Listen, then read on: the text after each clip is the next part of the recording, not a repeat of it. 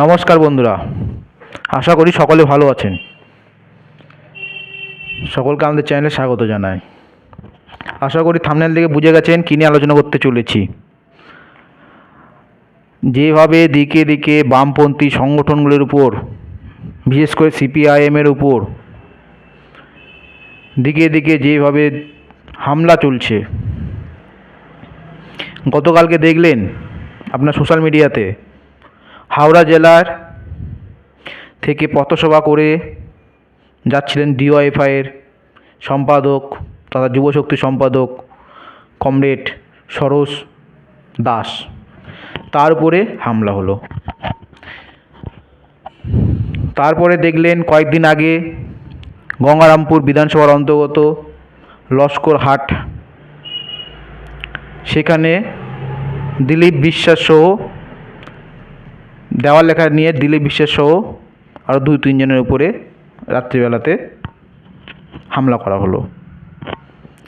তাছাড়াও আবার একটা জায়গায় দেখতে পাবেন, রঘুনাথপুরে 2 নম্বর শাখার অন্তর্গত 59 নম্বর বুথে কমরেড প্রদীপ দাসকে তৃণমূলের গুন্ডা বাহিনী মেরেছে, কি নিয়ে?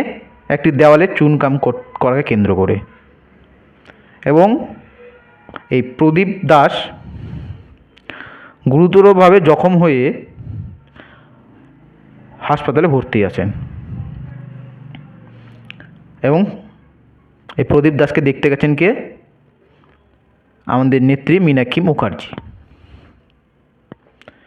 একটি দেওয়াল লেখা নিয়ে পরপর 2 জায়গাতে এরকম একটা বিক্ষিপ্ত ঘটনা ঘটল। তাহলে কি তৃণমূল এবং বিজেপি বুঝে গেছে যে 2026-এ বামপন্থীর একটি শক্তিশালী দল হয়ে উঠে আসতে পারে, যেভাবে প্রতিটা মানুষের বা জনগণের পাশে বামপন্থীরা দাঁড়িয়েছে? এসআইআর থেকে শুরু করে যে কোনো প্রবলেমে প্রতিটা মানুষের পাশে একমাত্র বামফ্রন্টের নেতৃত্বগণ গিয়েছেন। তাহলে কি 2026 এর একটা ভালো ফল হবে বন্ধুরা? আপনারা দেখেছেন বিভিন্ন উপনির্বাচনগুলোতেও কীভাবে বামপন্থীদের উপর অত্যাচার করেছে। সেই জন্য 2026 এবার একটা হাড্ডাহাড্ডি লড়াই হতে পারে বন্ধুরা। কারণ একটা দেওয়াল লেখা নিয়ে কে কেন্দ্র করে যদি অশান্তির সৃষ্টি হয়, তাহলে বুঝতেই হবে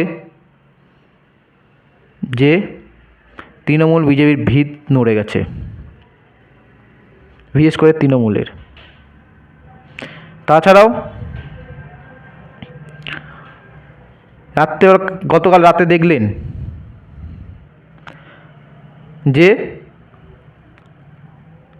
সুরজ দাসের উপরে হামলা হলো, কিন্তু সেই হামলার প্রতিবাদও করেছে জনগণ। জনগণই শেষ কথা বলে, জনগণ রুখে দাঁড়িয়েছিল। পরবর্তী ভিডিওটা দেখবেন সোশ্যাল মিডিয়াতেই, জনগণ কীভাবে রুখে দাঁড়িয়েছে। আশা করি ভিডিওটা ভালো লেগেছে। আর যদি ভালো লেগে থাকে অবশ্যই লাইক করবেন, শেয়ার করবেন, সাবস্ক্রাইব করবেন। এবং 2026-এর বিধানসভাটাকে অবশ্যই পাখির চোখ করে মাঠে ময়দানে কাজ করবেন ভালো করে। তো বন্ধুরা, এটাই ছিল আজকে ভিডিও। দেখা হচ্ছে নেক্সট ভিডিওতে।